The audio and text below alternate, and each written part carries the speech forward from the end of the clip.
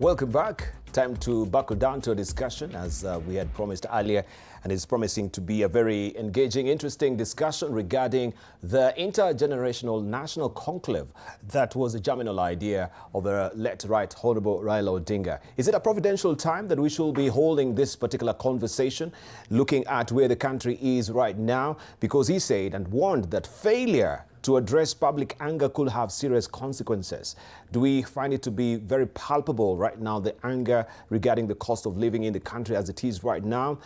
He said, quote unquote, we do not want to head into the 2027 elections with even more bitterness. Asira near Sarah, and I'm now joined by Neema Abdikadir, the Vice Chairperson of Commonwealth Youth Council, and Rosaline Alionya, who is the chairperson of the captains of young people there, ODM. And of course, we saw him earlier, but let me just introduce him as well. If you're joining us right now, this is Bernard Kitur, who is the Member of Parliament, Nandi Hills. A hearty welcome to all of you. Thank you so much for joining us this evening. A very interesting conversation. Let me just begin with you, Neema, over there, so that you can give us a context. Maybe from your own assessment, you can give us a very accurate, appraisement of where we are as a country. Do you find that we are palpably angry as a nation, that we need a national, intergenerational conclave that Raila had advised us of?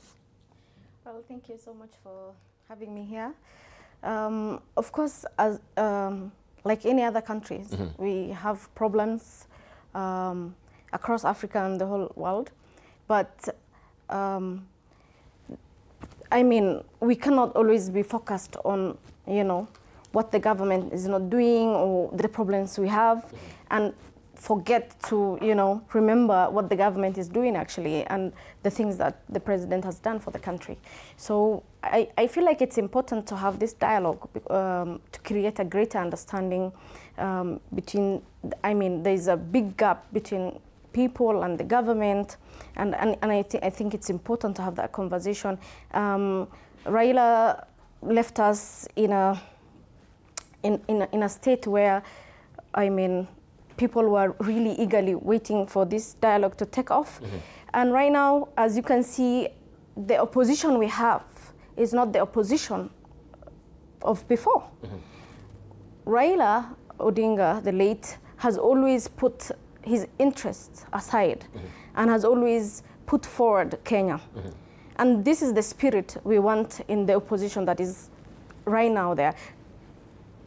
Putting government in check, but at the same time, not inciting people and the normal citizens against the government, because that may seem fun right now, but it's blocking or, distracting the president from delivering for the people of Kenya. It's affecting us economically. Yeah. We cannot be a country that is always politicking, and we forget that this is the time for development. So my question to the opposition right now would be, if we wake up every morning to politics, when is it then that we are going to give the government the chance to work for us? We cannot be having a conversation and you are intolerant of others.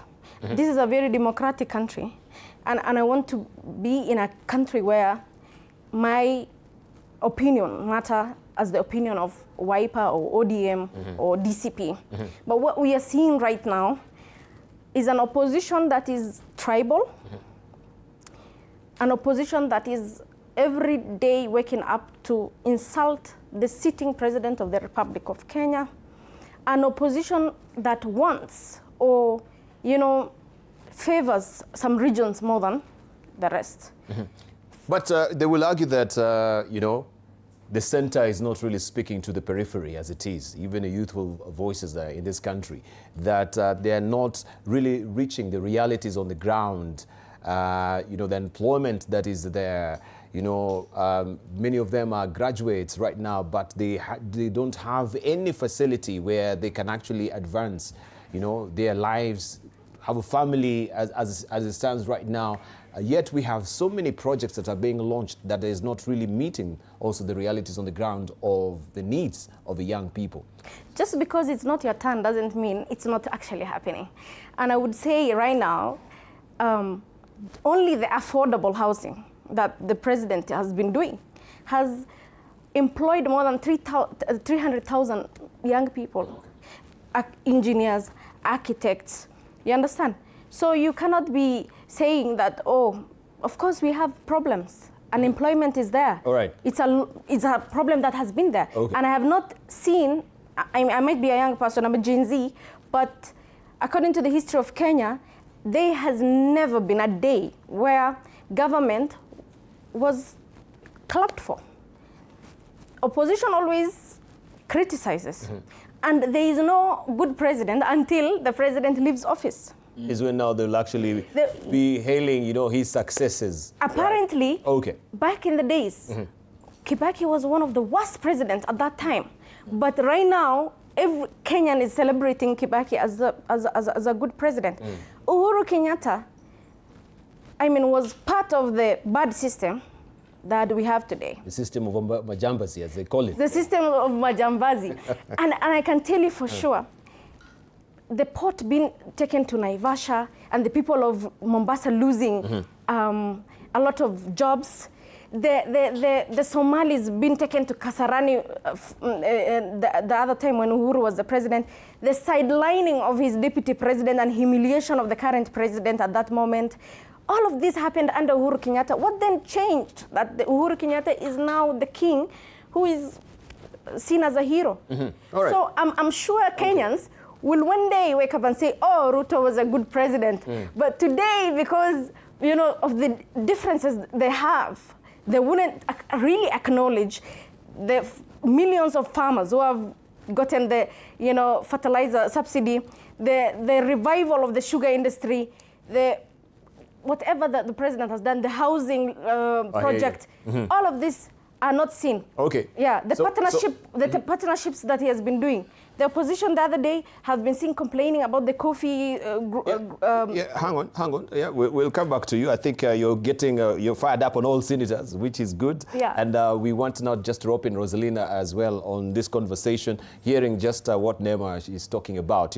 We have the devils of yesterday, now they're becoming angels of today. So they will be, vilified, and they'll be called all sorts of names, and hands of insults will be upon them. But when they come out of power is when now we start hailing their successes as well. Do you agree with this particular perspective yourself? Yeah, thank you, Dibal. I think I agree with my sister 100%, because as young people, we have witnessed the glory that has been given to Mwai Kibaki.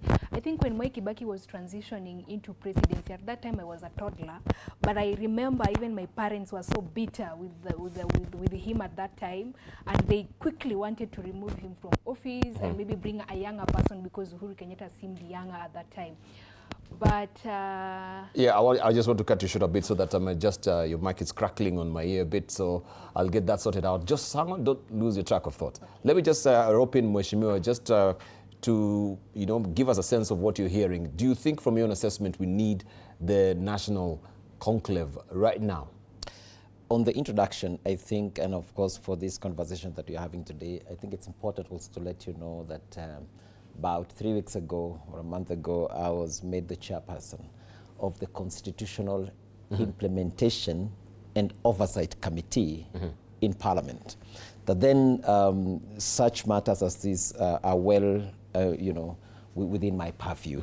And I think the Intergenerational National Dialogue Conclave, as proposed by Raila Odinga at the time, where he had given a proposal where he's saying for the 47 counties, let's have 40 persons, half of those 40 being young people, to be able to always have a discussion, a conversation, so that if there are issues that needs to be addressed, they can be diffused way before it explodes. And I think at that time, what was in the picture was the issue of the Gen Z uprising and those kinds of things around that time. And of course, this goes in line with what the Constitution essentially had put in place. When you look at the national values of Article 10, where it places public participation as one of the cogent core value and principles of governance in all the government institutions, whether you're talking about Article 118 and Article 196 about Parliament and county assemblies trying to always, everything they have to do, there must be involvement of public participation.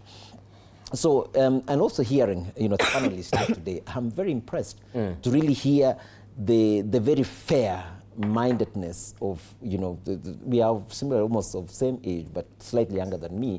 And this is the kind of a conversation that we need to be able to be having all the time. I think the creation of this negativity many times comes from you people in the media and the opposition, that you always want to paint the government of the day so negatively, whereas the President of the Republic of Kenya and the government of the day is trying all that they can to be able to mitigate the challenges that are facing these young people.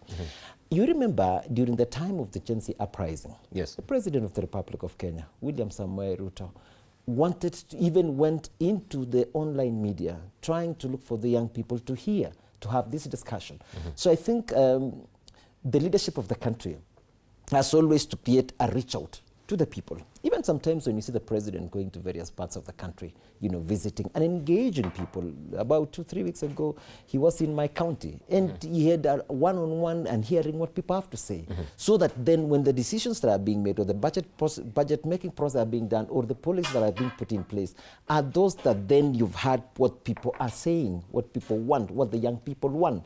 And so in my view, I think we should not be hearing much more the louder, faint voices of the opposition leaders, whose aim is always to pick on the negativity and then, of course, getting to the media personalities, who then you perpetuate it at the very most, as if this country is headed on the wrong.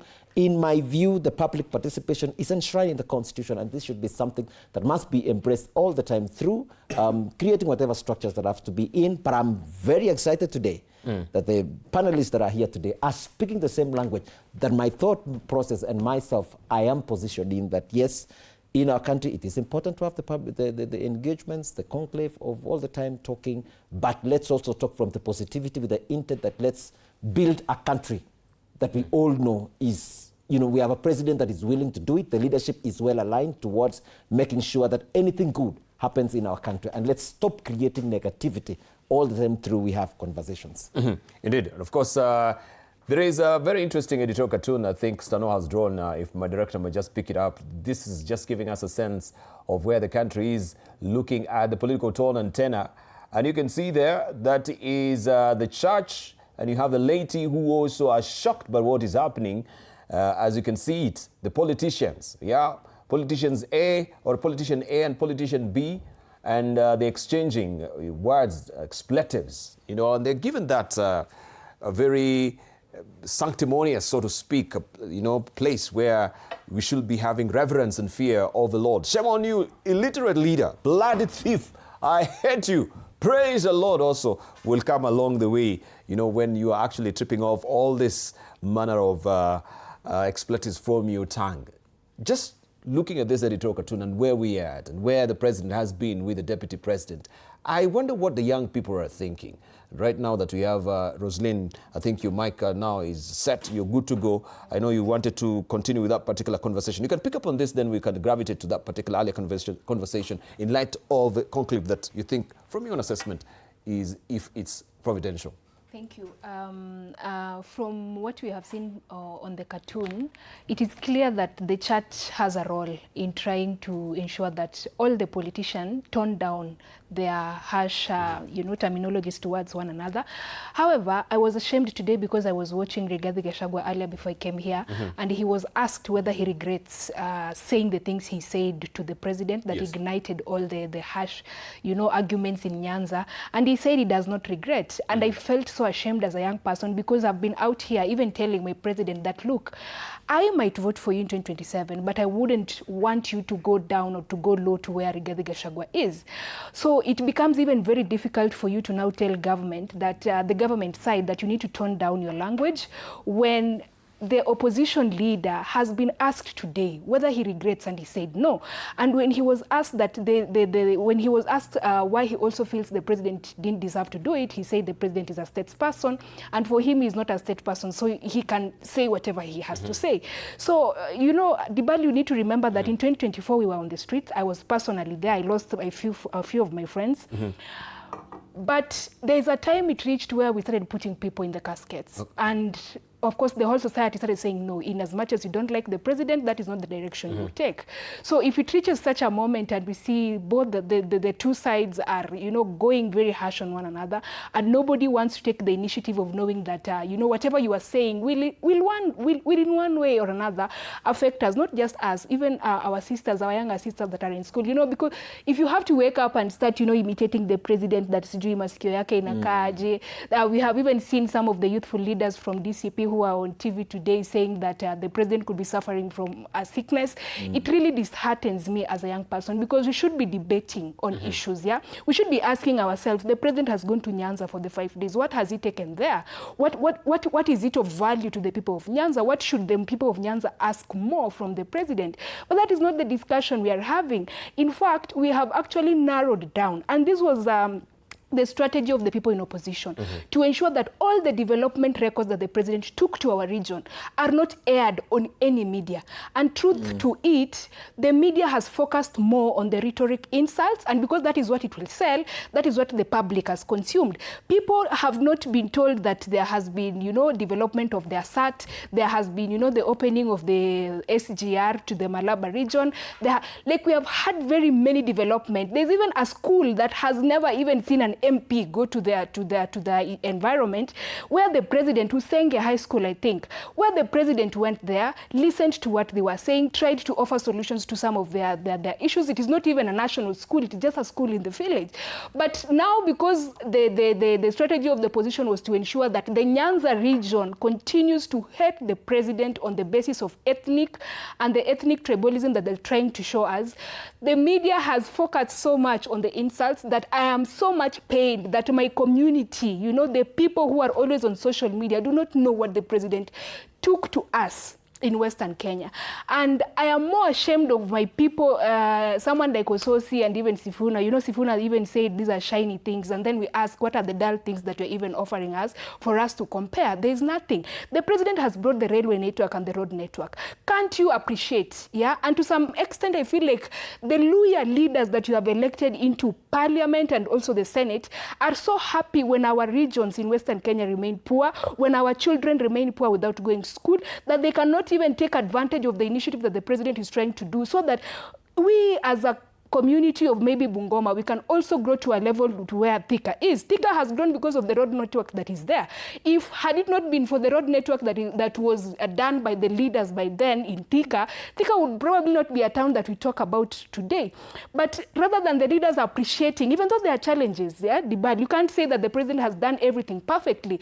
There are people who are raising concerns of the prices, but why can't you raise them properly? Why do you have to say that these projects will burden the taxpayer, when we know very well that we have been paying taxes for the construction of the Thika? Probably my grandmother will never use the Thika superhighway, but now we are taking the programs to Western, we are taking the programs to Nyanza, and I would wish the president would also take these programs to Eastern, to take these programs to Turukana and the sides of Wajir, because as an ODM member, we also have our ODM members there who have never seen a tarmac. And I'm telling the president he should not stop by the rhetoric that is being offered by the tribalist Rigathi Gachagua himself, but he should focus more on the development. It is us who will judge him. But I want to know also that when you talked about being in the streets yourself. Yes. What really informed you going to the streets? Of course, it was a financial bill 2024. Yes. But what was the turnaround? Because now you're the chairperson of the captains of course, of young captains of ODM. Yes. So is that what really was your incentive? Why did you change?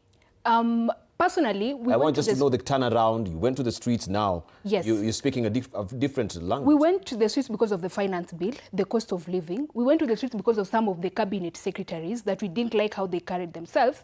The president even came to our space. So that time I was very angry. We could shout at him, we could yell at him, but I look back and I regret that opportunity. You called him names. Exactly. And he had the face there to actually endure all in fact, let me take this opportunity to apologize to the executive and the presidency of this country. We should have taken advantage of that opportunity to tell the president, what do we really want as young people? Because out of that cry, none of us who was on the streets was actually even put in an office. We had our friend Fikirini Jacobs, who was lucky enough to be appointed as the peers of youth. But those of us who were on the streets, we didn't take the initiative and the opportunity that the president gave us to actually tell him that this is what we want. We would even want you to have 2 of our people to ensure that they help you with the dynamics and the things that we are asking for. So we went first for the finance bill because of the cost of living. Dibal, if you look at the price of unga today, price at that time was around 230, price of unga. Today it is 156. Probably it is not the price that I would want to buy unga for. Probably I would want to buy unga at 100 or even 50 shillings. But it shows that the president is taking some initiatives. We went to the streets because we lost our friend Rex Masai and many other young people, and even those who are still nursing their injuries at KNH. But what did the president do? Together with my former party leader, they sat down and realized that we need to form a 10-point, I call it the 10-point commandment, so that we have a mechanism of compensating all the people who are actually shot, those who lost their family members, etc. So we have seen the government has allocated, I think, around 2 billion for that initiative. And from what I've seen you airing today, from the case in Kisumu, it shows that there is progress, there is goodwill from both the judiciary, the executive government, to ensure that those we lost on Maandamano in 2024 will actually be compensated. Those are the 2 initiatives, and also the tone of the president. You know, there's a time president said, shoot them. But then when Baba came and tried to tell him, you know, these are young people, you need to listen to them. I have heard the president turn the way he talks about police brutality, etc. And I appreciate the price of the increase in the salary of the policemen. Right, we'll come to it. Yes. We'll come to it. Of course, a lot of policies as well, when you're talking about the police and the move also to the Haiti, that has been roundly condemned. We can see they're coming back. The finances also has really contracted with the current administration of Donald Trump. That has also affected that particular mission in Haiti. That is one of the initiatives that people are asking, what is a rhyme and a reason for us to be in Haiti, while in Baragoy there, we still haven't even contained the skirmishes there, Nema? Yeah, thank you so much for giving me this opportunity. And I would say again, I mean, we don't always make, 100% the right choices, but I think Haiti is a country that needed our help. And as Kenya, we would, require, if we were in a certain problem, for Haiti to come through for us. And that is why it was, on a basis of humanity, it was important for the police to be sent there because Haiti needed help. So I'm not going to condemn that. I know that we have problems, but the problems will never end. And if you see right now, the country, Kenya, since William Ruto took over, we have never experienced problems like Al-Shabaab. Banditry has been reducing at a very high rate. Right now, places like Elgeyo Marakwet are really applauding the government for keeping it safe. Correct. So I don't know where these problems are coming from. I think it's more of like incitement, and we should be grateful to God that our country is safe and there are people, if it was my choice, I would send even people to, police officers to help Palestine or any other country that was in need. That is what neighbors do. That is what humanity requires us to do. And that is what we do as human beings, because at the end of the day, our blood is red and all of us, we need each other. So I'm not going to condemn that, sorry, but I would like to tell Kenyans that if we are going to have these conversations, it is going to be a very big platform for the young people, because in so many of our conversations, we say 70% of majority of the citizens and the majority of citizens are young people. So I think this is a platform, and it's important for us young people to come together and to place our problems, as she said, and the things that we need to be done. It was important for us to come down at that moment after the Gen Z to have a genuine conversation with the president, who gave us the chance to listen to the young people of this, the cries of the young people of this country. And it is really important for us now to have a strategy moving forward. Because as we can see, Tukokadi movement is taking over, but still the young people are of less percentage in terms of taking the voter registration card. For me, it would be a challenge to the young people who are listening to me tonight. We have problems. You want change.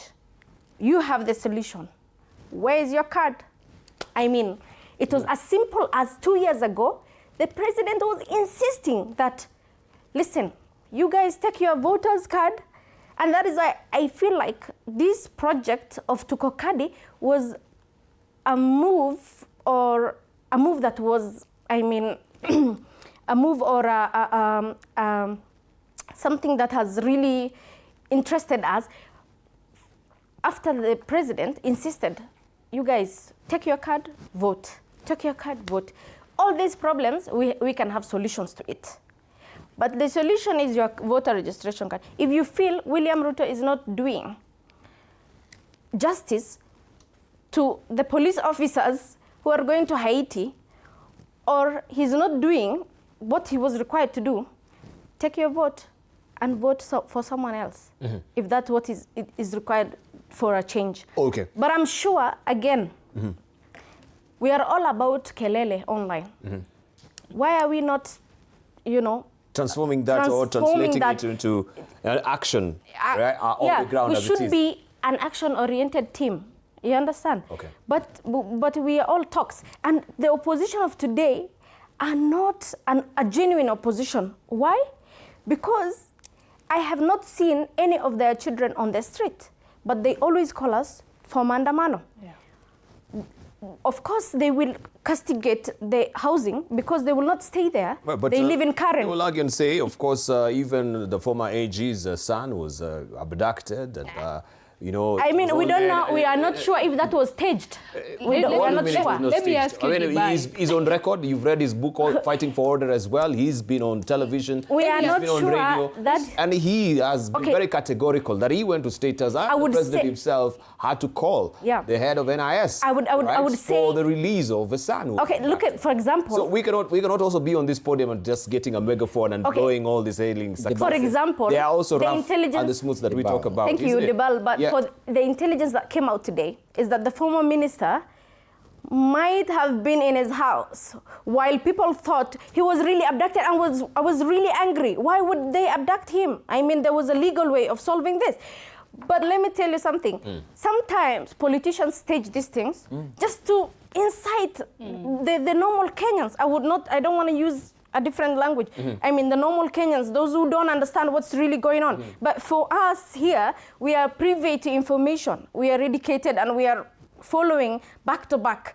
But the normal citizen who is not watching the television, who is not aware, will just hear rumors that, so-and-so has been abducted. Thank you. Let me rope in Mweshimo on this as well. I don't know, from your own assessment, just to what we're talking about, there was a very interesting article that was written, and I picked just a segment of it by Dr. Isaac Kalua. He said, a nation does not weaken when leaders disagree. It weakens when they forget how to disagree. Just looking at the extent and the exchanges that we've had, have we forgotten how to disagree? That has become very shameful as a nation. I think you should be advising that to the opposition leader, led by the former deputy president. But I'm really surprised by the kind of a conversation today we are having here. I'm really very impressed, first of all, by the responses made by the panelists who are present here. As I said, we represent the Gen Z, generation, unequivocally. And looking at the questions that you're asking today and the responses, of course, they are far worlds apart. Like for instance, you've asked even a very interesting question about the issue of the Haiti. And I was asking myself, and you begin giving an analogy of what is happening in North Rift region. By the way, I come from that region, and I can tell you there is so much calm, all right?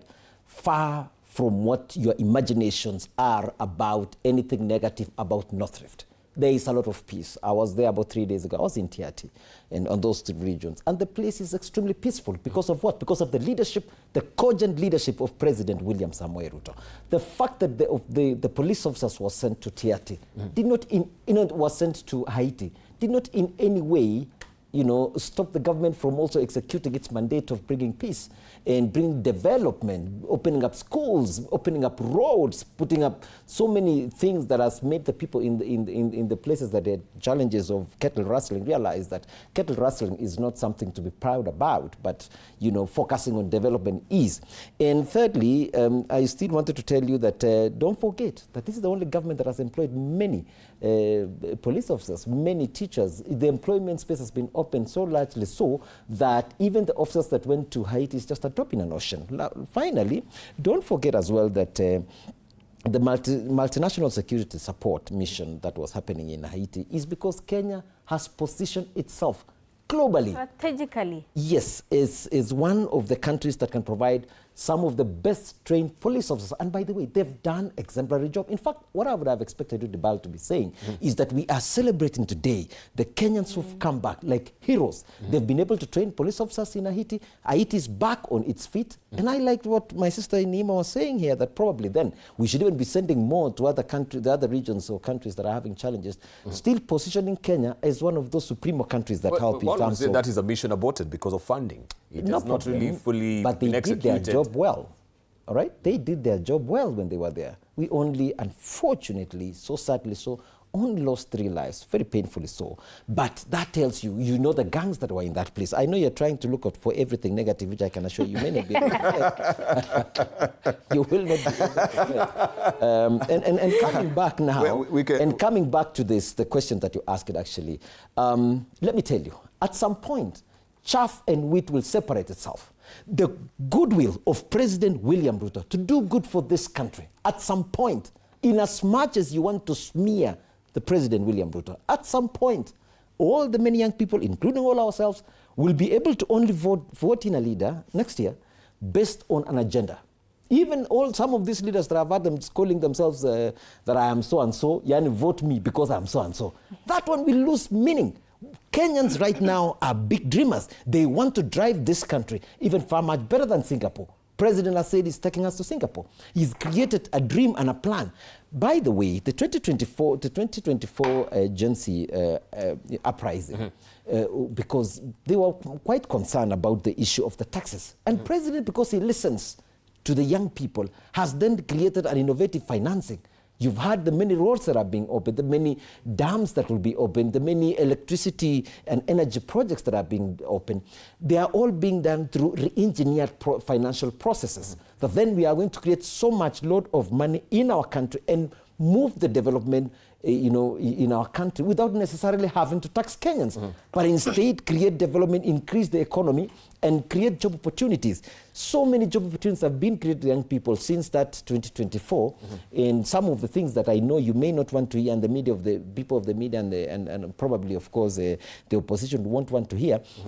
But I can tell you the conversation in the future, Dibal, in summary, is going to be any leader who wants to get into leadership must bring a cogent plan of what they want to do for our country. It will not be rhetorics. Forget about it. It's going to be purely an agenda, and a clear-cut agenda, because Kenyans are brilliant. If what I'm hearing today from the panelists present here is to go by, I can tell it's going to be a tall order for anybody who wants to compete with their William. Yeah, just a moment. I just wonder. No, just a moment. If my director may just speak up. One of the headlines that we do have, maybe it can actually give a reflection of where Kenyans are and what you actually, you as panelists, you're expressing yourself, saying, this is a good salutary effort that we're seeing coming from government. Auctions surge, they say, as household buckle under cash strain. High cost of living, elevated interest rates. We have stagnant income to blame.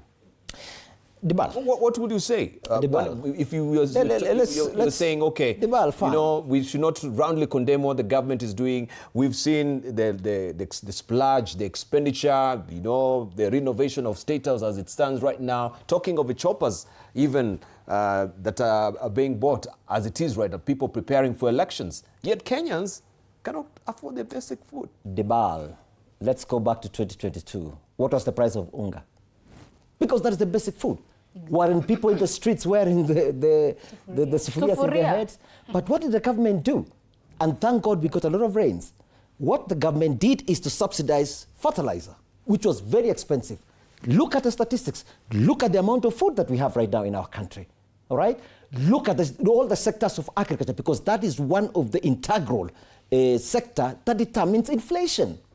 My brother, the cost of the basic food, and I'm talking about mainly the staple food, which is ugali, for instance. Go and see the prices now and look at what it was in 2022. You'd have expected the prices to be high. It's way low. So when you talk about that there is an issue of probably some auctions, and just because you go to a newspaper and you begin to see maybe there are quite a number of adverts because people have gotten so much money, now they are able to put adverts in the newspapers for them for the auctions, and then you want to use that as a basis of justifying. I think it's too low. I would have expected you also to say, look at the stability of the economy, Dibal. We have been able to have, actually globally, by the way, we are almost the 5th or the 6th currency globally that is extremely stable, having maintained at 2029, downwards from 160. We know, right? They say number 5. Yes, number 5. Look at that. Good that you even know that, Dibal, for once. And secondly, we now have the largest import cover, way above a trillion shillings worth of, in terms of dollars. What does that tell you? That we are doing pretty well. We were one of the 6 countries that had been saying that we are going to get into the red, that we were not able to meet our obligations. What did the President, William Ruto, and the government do? We've been able to meet all our obligations globally.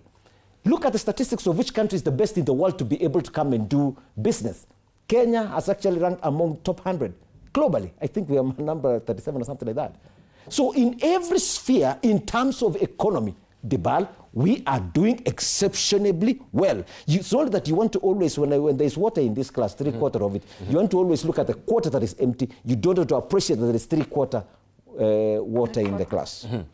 All right, you saying that, but looking at the Global Hunger Index, that is peer-reviewed annual publication, that is the Global Hunger Index, Kenya is ranking at 103rd out of 123 countries. And this is a spike. It has increased, since the launch of this particular index, with a score of 25.9%. In 2025, Global Hunger Index, Kenya has a level of hunger that is, it says the report, serious. So what do we say regarding this, with all these achievements that you're hailing, the prioritization of some of the turnkey projects that we can see, Talanta Stadia, we have, of course, the SGR that has been extended right now. We saw the launch of it. But looking at the score, we cannot be able to feed our own people. What is the rhyme or reason of actually going for these turnkey projects? But you cannot feed the report highlights that the climate crisis is one of the key aspects that causes extreme weather events that may have destroyed the food system. But all of us, we're living, all of us in East Africa, all of us in the world, we are living and you're facing the same vagaries of climate change. I would have really wanted to know the context of this. I know you just jumped into... No. This report has been there, and it was... it's talked... It is a concern worldwide, and also World Hunger Hilfe is a report that is there.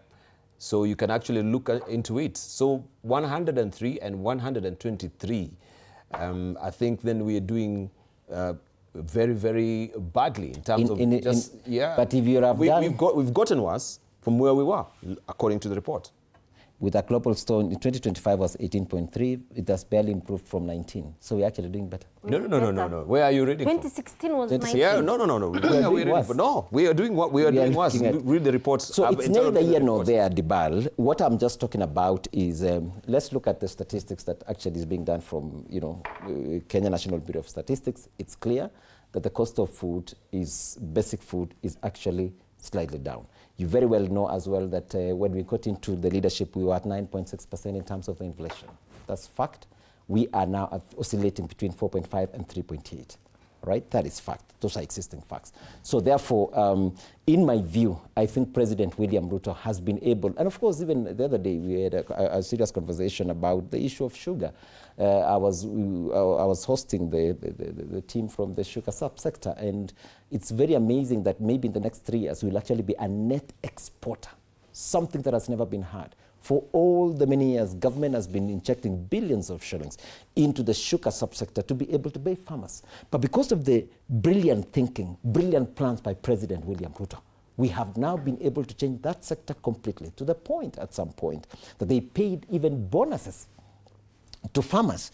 And in less than 3 years, can you imagine that Kenya now will have had complete sufficiency in terms of sugar, something that nobody would ever imagine that you would ever get out of those woods. So with all these overwhelming evidences, Debal, we do want to still continue looking at Kenya from that negative perspective. For in my view, I think the future would be that, and of course looking at all the other things, everything that President William Ruto has touched is on the positive trajectory. Thank you. I want to take it exceptional. I want to take an exceptional, the point that you talked about, Talanta Stadias and these others, like we are building with this wonderful infrastructure and they mean nothing. Let me tell you, there are many young people that have talents in our country, Debal. And those young people need to have places where they can be able to exercise. I do practice every morning. I need a place. I run in a stadium and all those particular places. We need to be able to nurture talents. That is where the billions of shillings are. And finally, we are still positioning ourselves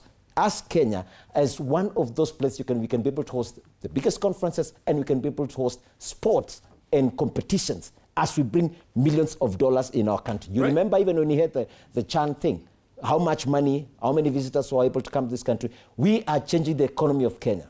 Okay, changing the economy of Kenya. When you're talking through sport, we have the Ministry of Sport talking about Studio Mashinani. And we don't know what happened to the Studio Mashinani project. I think that will have made a discernible difference for the young people right now with these projects and the digital media that they can use their talents with the studios facilities within counties as it is. We don't get this report, yet we have very many promissory notes. Roslyn?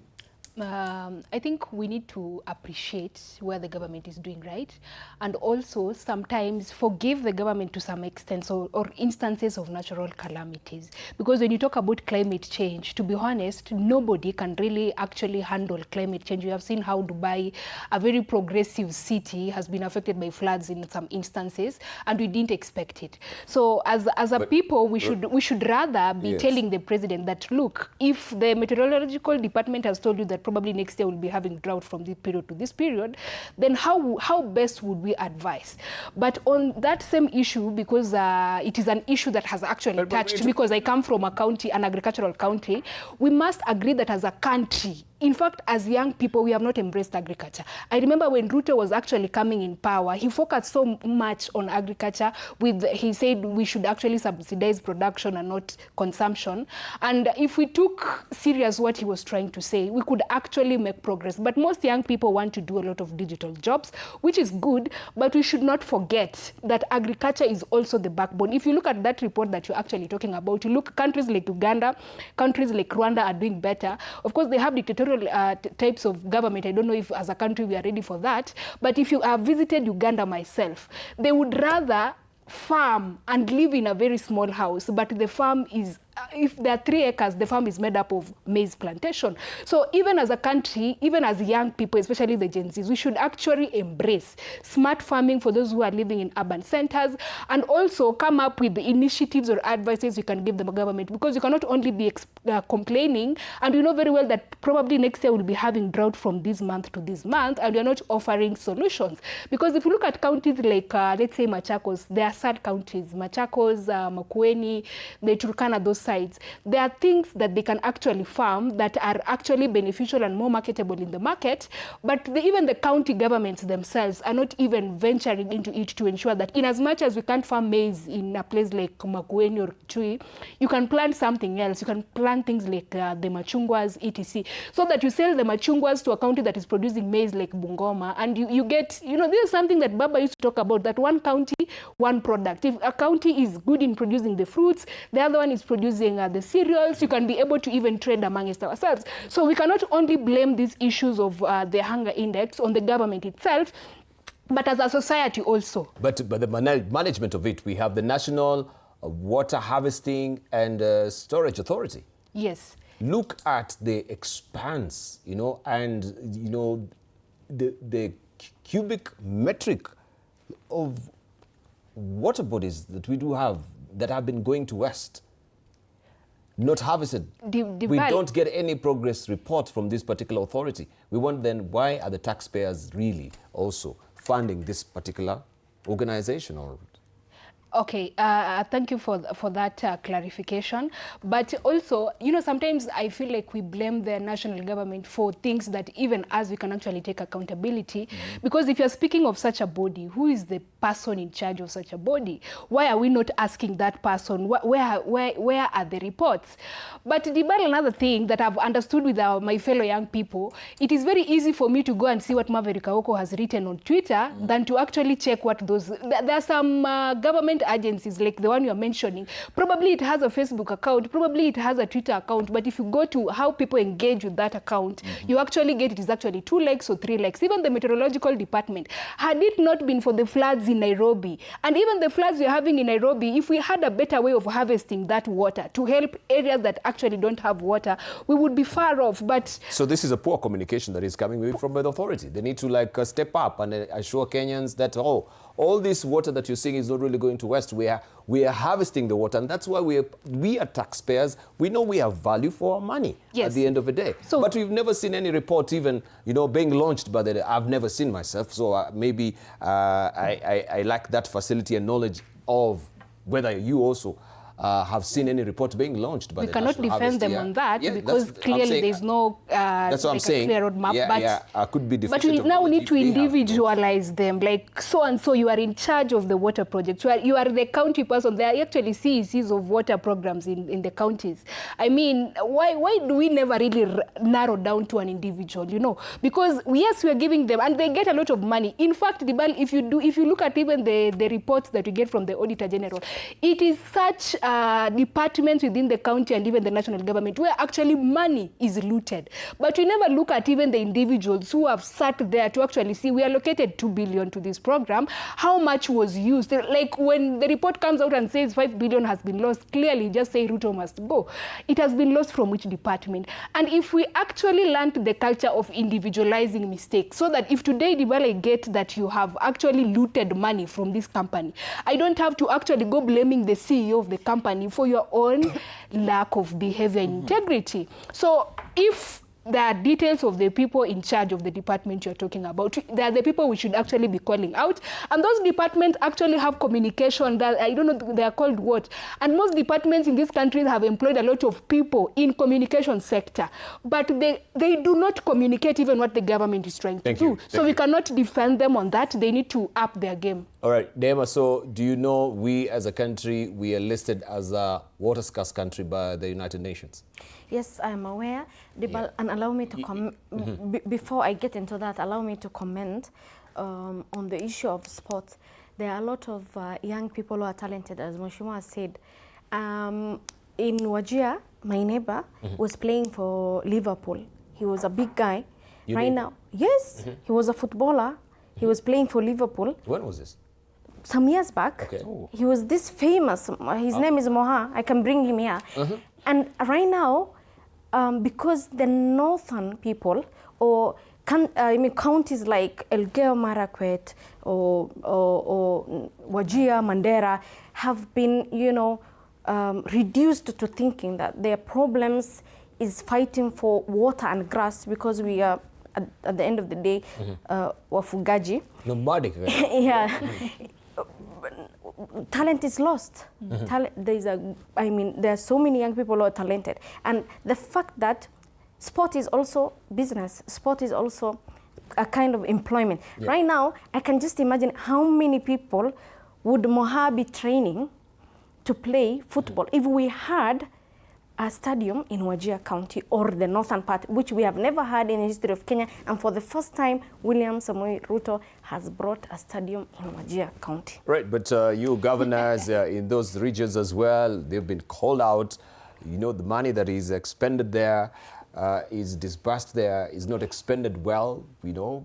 That's exactly why schools are not put up, stadiums are not put up. And we have also health facilities as well, which is in deplorable That's why my condition. sister here was saying we should individualize. And the fact that not all of them come from the ruling party. If someone, a governor or a member of parliament who is misbehaving and looting, and has an integral problem was coming from a UDA party, the president has the right to call for, a disciplinary committee or an inquiry through the EACC. I mean, EACC can be doing their job as well, but the northern leaders have to be called out. It's not the first time we came to studio to call them out. They have been doing this. I mean, explain to me why a governor has the money to build an apartment worth billions and he's just been in office for 2 years. Those are questions we ask as people from the northern Kenya. But at the end of the day, you cannot blame it on William Ruto because they're saying two-term. Excuse me, everyone has a right to support whoever they want. I cannot come and obviously because I'm supporting government, you cannot blame the corruption scandals I have on William Samoei Ruto. We have to use institutions like EACC. The people on ground have to question their governors. They have to reject them at the ground level. Right. People have been questioning the insatiable, as they say, of the president. Yeah, this is coming from the United Opposition. You've heard it today. There is a whole saga around Tuju that we've been discussing here. Very important. We want just to know what is the reality of the ground. We've heard from one of the principals of United Opposition. This is Eugene Wamalwa, indicating that, there were conversations and even the title is the custody of the president. So when you're talking about, the executive hand, his clammy fingers, his Nairobi hospital is looming large there, is writ large as well on this particular saga that is happening. We need clarification, right? We have the government spokesperson. He can come and give an indication of what is really happening currently because Kenyans are confused, right?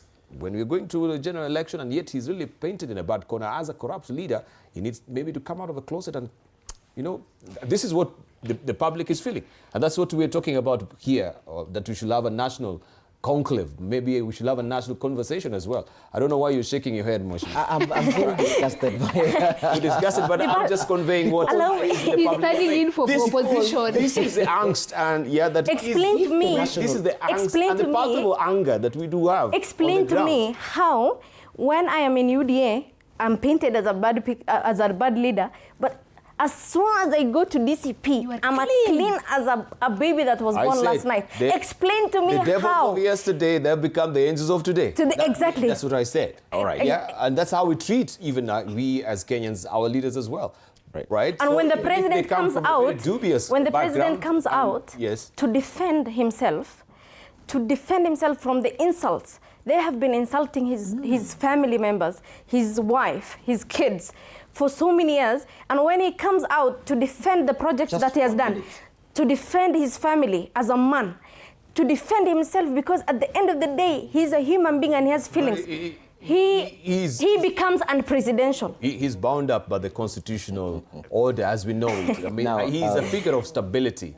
Yeah, and that's the price of being a president. They'll halt insults. Clearly, he also held a shoe one time, but that he was on the ground as well. We saw a shoe being held on the president. But we're saying we do not really, condone this kind of behavior. That's the office of the presidency should be held or should be respected, by the citizens. Absolutely. Everyone, regarding the young, the old, it doesn't matter as well. Yeah. But how then should the president act in the wisest of fashion? When he is ill-treated in such a manner, should he also be responding back and going and giving the same expletives as well? You've mentioned so many things, but I would like to take you back a bit and bring this conversation a bit into perspective again. When the president took over the leadership, one of the first things he did is to increase the budgets of all the institutions individually, like the EACC, like the judiciary. When you look at it, the budget was increased so that all independent institutions can be able to work independently and be able to be subjugated by Kenyans. Like now, when they appear, when the OAG, Office of the Auditor General, goes through the reports that what they've been able to do, each individual organization can be held to account. Just same way today you realize that the governor of Nairobi, did not appear to be able to explain part of how he's been able to expend the resources. And so Sakaja will be held, you know, and it's something that has been, you know, meted on him 500,000 to pay and those kinds of things. I think the ability or the power to be able to put proper punishment for individuals that have been given their duties, even in government, to be able to take their personal responsibility is still something wanting. Because when those reports are tabled in Parliament, it is the PIC in Parliament that then gives, you know, mitigates what needs to be done. But moving away from that, because I just wanted to put into perspective that President William Ruto has done what he had to do at the best level possible to make everybody accountable by themselves. When you're given the work to do, please do it, and you'll be held accountable when you don't do the job that is expected of you.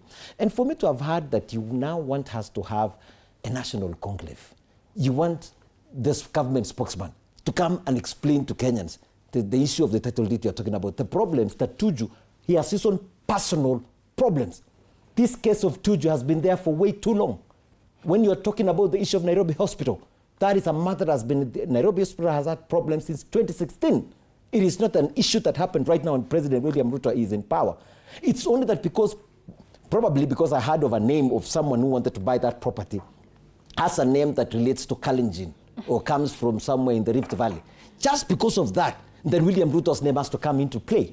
So the question is, does it mean that the people from that region don't have the ability or the right to be able to invest? I want to call on all Kenyans that let's be fair enough. Yeah. You don't have to mention the name of William Ruto for everything negative, because clearly he's been, if you have those evidence, bring them here. All these are rumors. And even the way you've been able to place it here, that you are now the government spokesman to come and bring evidences here, those are things that are tabled in court. What if I'm you have saying a problem is, court to court that has been funded by government very well to be able to execute those things. All right. We want to take a short break also, but it's not even the rhymings of the names as well. Even the company that these names are associated with, somehow people are alluding to the fact that, you know, it is one prominent figure that... So you seem to know more. No, yeah, that's what I'm asking. It is just a businessman who is based in Eldoret. All right, we'll take a short break. But there's no relationship with President William Ruto. We'll circle back. Does it mean today, if today I also have a very big company and I buy something, essentially it becomes William Ruto? So it is sounding like someone's company that is well known as well, that's why people are tying notes here and there, right? So allegations. We'll take a short break. When we circle back, we continue with more. You're watching Insight here on TV47.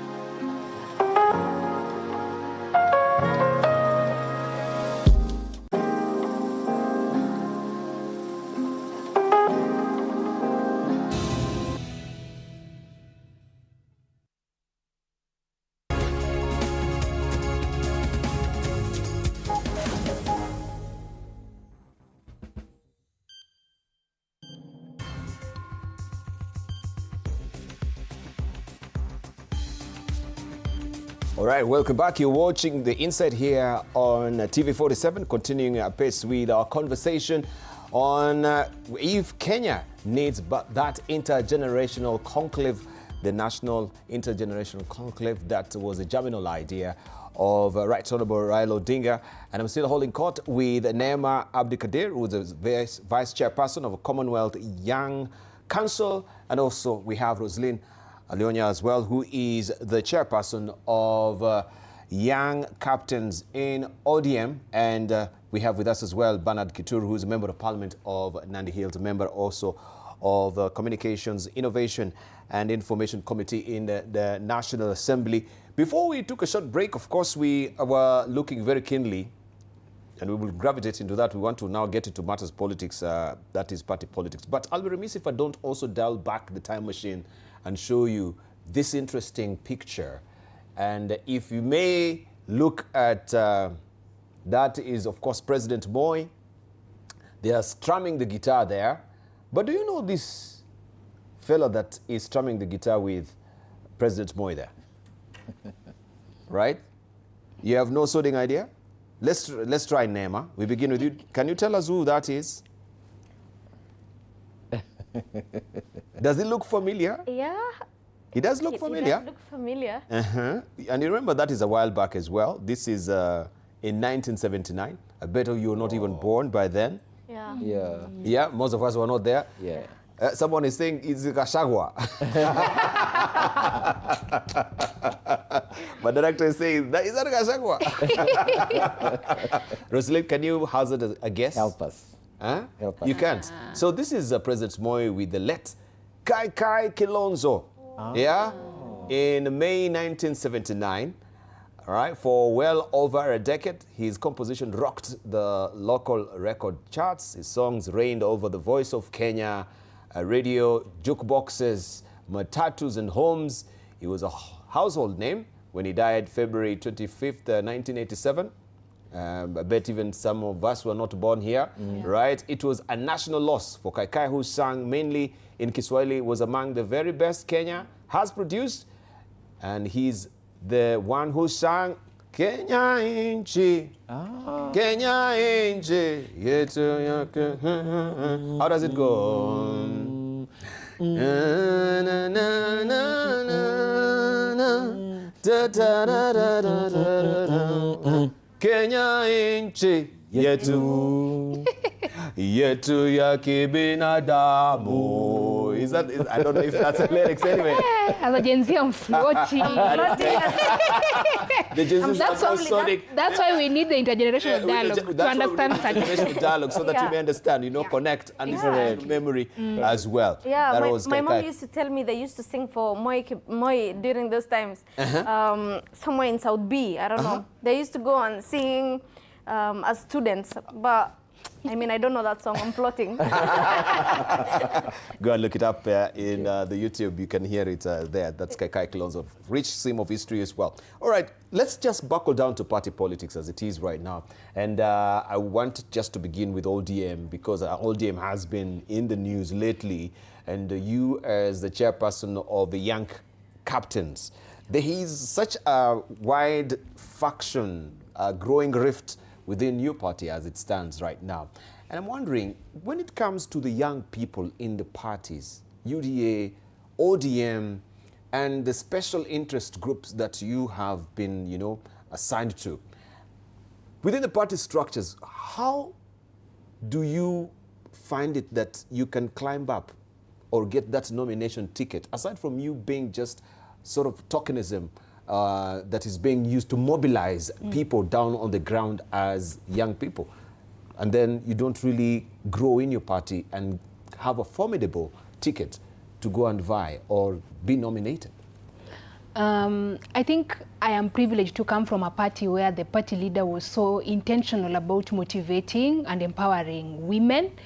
And through that, we got women who are also, they were passionate enough to also look for other young women, and that's why I'm here. But I need to tell people that politics is not a walk in the park. Politics is not a bed of roses. Even in ODM, for me to be the chairperson of Young Captains, it is a journey and it is war. But when you have the right people who guide you, and this is where I think BAMBA thought it wise for us to have intergenerational dialogue, so that you understand, maybe for someone like Gladys Wanga to be where she is, maybe for Millie Mabona to be where she is, you need to understand what has been her journey. Our time frames might be different because we are in the digital space. I can actually speak the way I want, you know, I can criticize any politician within ODM the way I want, unlike them during their time when the society was so patriarchal.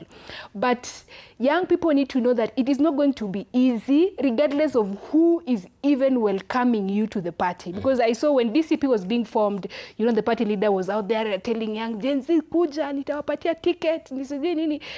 There is the part of saying, and then there is boardroom politics, where now I sit down, Mheshimiwa sits down, he brings 5 million, I come bearing voters behind me, but I don't have the money. So as a party, and actually these are some of the recommendations we are going to make to our leaders in the NDC, the special one and even the national one, that as Gen Zs, we want the money for the nomination tickets to be lowered to at most 0, because kama nimetoka campus the other day, where am I getting the 10 million that is required of people to actually even, you know, those who hijack the party tickets? But I speak well of my party, not because it is perfect. All of us have known how the issue of getting a certificate in ODM has been a journey, but we are making progress. For us to have women who are even given direct tickets in some of the region, it means people had to be sat down and be told, look, you are contesting 5 people from this political party. Why can't you look at the strength of this one and this one? And when you realize that the woman is more strong than even the male gender, you support her and you be intentional in ensuring that this person wins the election. But the truth of the matter is, Dibal, there's the politics of media, there's the politics of the public. You know, when a party leader is coming to talk to the public, it is not the same way that person communicates to you when you're now in a boardroom as 5 people contesting for the same position. So young people need to learn one thing: alignments. Like right now in ODM, you know, I've heard you say that ODM is I think divided. ODM is not divided. I mean, the other side of Linda Mwananchi are about, I think, 5 leaders or something. The other leaders of ODM are on the other side. The other delegates elected, and you will see them on Friday, and I hope you will be there to cover the story, are actually on the Linda, or they are actually respecting the party structure. But so you cannot say it is divided. Who is resonating with the public? It seems the Linda Mwananchi, let me tell you, is the one who is resonating with the public as it stands. ODM has members in Coast, ODM has members in Nyanza, ODM has members in Western, ODM has members probably in 97% of this country. And those people sat with BAMBA, because it is not us who took ourselves to the government side to have the broad-based arrangement.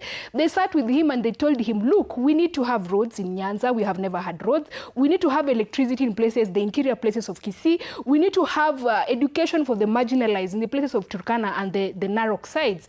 And that's why we saw deliberations of even the government putting aside bursaries for the marginalized group, even putting a whole directorate to represent the marginalized group. Because Dibal, today, I don't know which community you come from, but as a young person from, let's say, Kakamega, my problems are not the same as a young person from Wajir.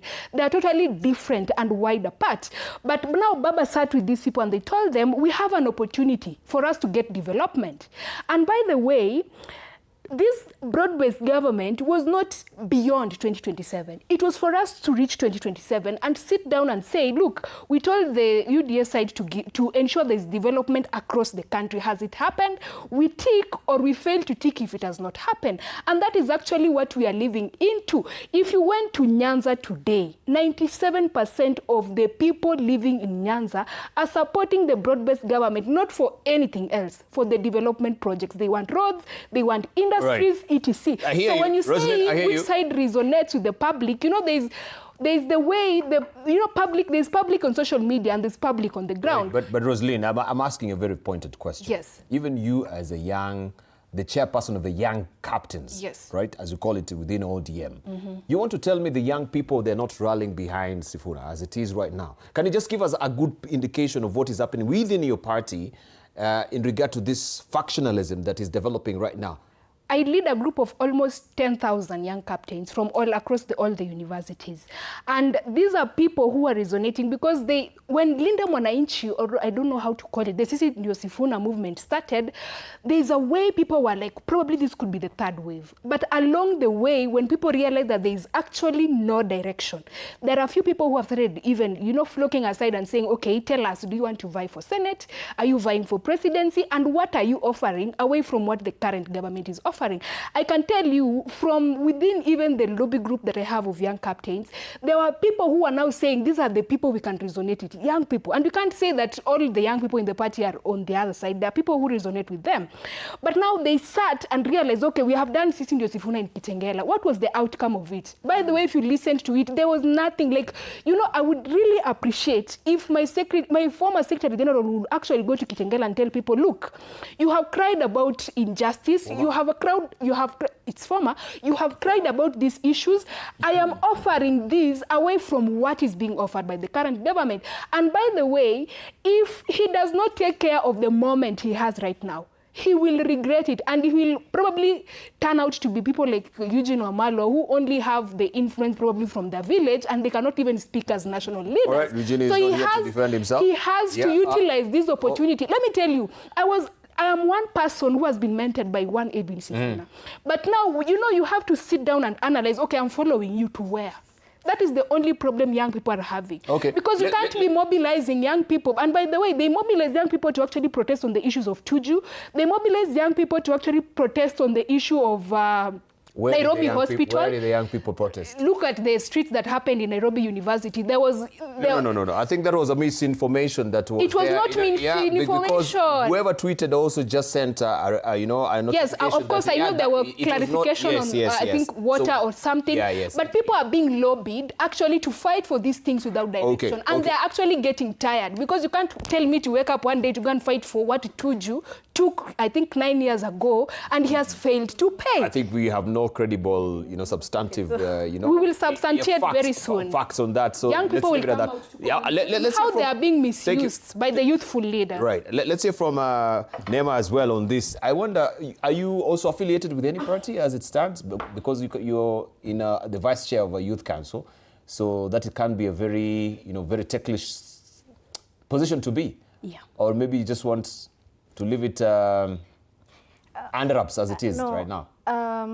Dibala, I will say that in politics, there should be no neutrality. You're either with the devil. There's no demilitarized zone. Or with God. Because when you go to God, he will tell you, you are with the devil. So go back to the devil.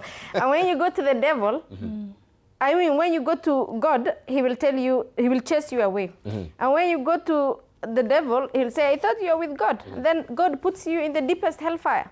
So for me, I want to categorically state that I'm a UDA member, United Democratic Alliance. Because at the end of the day, if young people are supposed to make a difference, if we are the majority, if we are supposed to be on the table of decision making, you have to affiliate yourself with a political party. Because how then are we going to be on these tables to make decisions? So for me, I've experienced a different ODM. Okay. I was an ODM member before I came here. You migrated. But right now, my ideologies and my support is for William Ruto because I resonate with him. And I feel like he has proven to be a leader who have picked young people bottom mpaka up. The case of Bomet, there are so many young people who are in parliament today because of William Samoei Ruto. And I feel like that is, including Mheshimiwa here, that is my party. That is a party that will give me a platform and an opportunity to serve in the next parliament. But when I come here, I hear a very different tone of the young people from what I'm actually getting on the ground. right? Yeah. So you can come you sound like you have the megaphone to hail all these praises on the administration and the presidency and speaking, because all of you, maybe you are in ODM right Get the real truth now. Yeah, you are in UDA. What about the Mwananchi down on the ground who are not feeling all what you're telling us is true? Because the reality of the ground is they're suffering. We've just flashed also the newspaper to you. The cost of living is skyrocketing as it is right now. Okay, thank right? you. They thank tell you. us, yes. You will suffer more when you're out of government. I can tell you for sure, because I come from a community where when you What do you mean when you're out of government? You in government yourself? I mean, when you're not affiliated with government, you suffer more. You tend to suffer more. But is the because truth? you know what? You're blocking the development to come to your area. You are fighting the government that is working. If there is at all someone who wants the manifesto of UDA to work and the things that and the projects that the government is doing, is the president, because of course he's seeking a re-election. He would not want to see a situation where his projects fail and he has no answers to the people who have elected him. So if there are at all people who are distracting and blocking and causing political, economical, socio-economical sabotage, it's the opposition of today. And it's a very difficult position to be in. I was an ODM member. I was in ODM when Sifuna was a SG. How comes, as a young person who was really affiliated and a very vocal student leader in this country, I never got the chance to get a ODM ticket. They even never called me for a consensus. The disrespect I got from the ODM party, I cannot even, I mean, if I start, I can cross boundaries, because right now we are in broad base. I don't want to I don't want to start speaking on things that, so I want so what did that time? The SG did not even do anything to stop that from happening. The member who was contesting against me, the current women rep, was given a direct ticket, yet at the Gazette, it was written that we are going for primaries. Remember, I was a really vocal youth that was supporting Raila Amolo Odinga. But of course, you know, there were so many advisors around him, including the SG. So what did he do during those times as the SG to influence the young people into getting political leadership? That's why I'm affiliating myself with Raila, with William Samoei Ruto, because I believe he supports young people. I believe, courtesy of his party and his mentorship, there are a lot of young people in parliament. Right. Thank you. Let's hear from... Yeah, I would say we have 103 political parties in Kenya as we speak right now. And all these political parties are expected to be able to have a proper structures of appreciating the various groupings within the political formations, I mean, within the political party formation.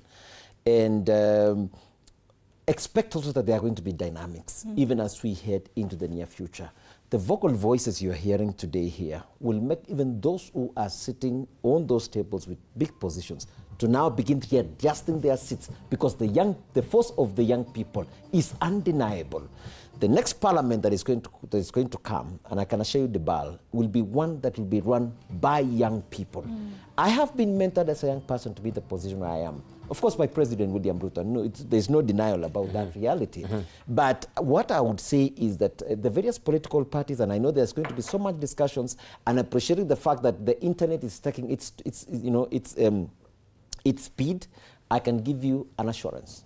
The future belongs to the young people. The future of political parties is going to be more democratic. The future of political parties is not going to be much more about how much money you're bringing on the table, but the content and what you are bringing to the table. And finally, any person who will want leadership in our country, any political party, must have a cogent manifesto that Kenyans can be able to hold on, believe in, dream in, and they can carry them to the future. So any empty talk saying, you know, Bernard Kitur, mimi ni Bernard Kitur, that is not going to sell. It is hollow. Any politician will say they are hiding their manifesto. You will miss it along the course of time. So the future is bright for Kenya. All right. Roslyn Alionya, ODM Young Captains Chairperson, thank you for coming through. Also, we want to thank you, Neema Abdikadir, the Vice Chair of the Let me try and get it again so that I don't mispronounce it. Yes, that is the Commonwealth Youth Council. Thank you for coming through. And Bernard Kitur, Member of Parliament, Nandi Hills. We have to close it right now because I know you're all fired up. And the director, okay. But director, they're asking for closing remarks. Just 30 seconds. Just be fair to them. 30 seconds. Thank you very much. To my fellow Gen Zs out there, mimi niko kadi, niko na kura, na niko na chama. So do not shy away from joining a political party and do not shy away from telling us who is your presidential candidate. Nikikwambia wangu ni Uburu, tell me who you was with, who you was is, and then we look at their manifestos, and then 2027 to ensure kadi yetu inatuletea viongozi ambao wanafaa. Thank you very much and good night. Okay. Kura yako siri yako, they say, so don't say. In 2027 we'll be actually putting it on TikTok. All right, Nema. Well, I have a message. My message is to the young people. The statistics is now showing that we have not taken enough voters card to make changes in this country. Take your voter card registration, ensure that you vote wisely, and in 2027, I am affiliated with UDA, but that doesn't stop you. That doesn't stop the young people to be affiliated with any party they feel that they should be associated with. Thank you. Be with whoever you want, but let us do politics of tolerance. Let us be democratic, elect who you want. Let us be respectful in whatever we are doing. Thank you. Thank you. 30 seconds. As the chairperson of the Constitutional Implementation Oversight Committee in Parliament, I will work to make sure that IEBC has enough funding to be able to have all the young people register themselves, and timely so. And I want to encourage all the young people, let's register. And secondly, let us use our brains. We've gone to school, we have access to information. Let's make informed decision in all leaders that we'll be choosing, from MCA, not only the presidency, from MCA, MPs, women rep, senators, governors, and of course the presidential leaders. We must be able to use our brains. Let us not go low on the levels of political parties, or we reduce ourselves to tribal bigotry. Let us focus on what can really make you and I have a better Kenya for tomorrow, that we are the next generation, the best country. All right. We only have one Kenya. Okay, we need to go. Thank you so much. What a treat. I've really enjoyed the conversation as well. And we hope that we'll have more of this conversation just to get the feel and the flavor of what the young people are saying on the ground as far as the political lay of the land is concerned. Tuko kadi, if you've not really picked up your voter registration card, I think that is a providential time to do it. Make sure you do so. Thank you very much for your valid company. You've been watching The Insight here on TV47. May you sleep serenely. Good night.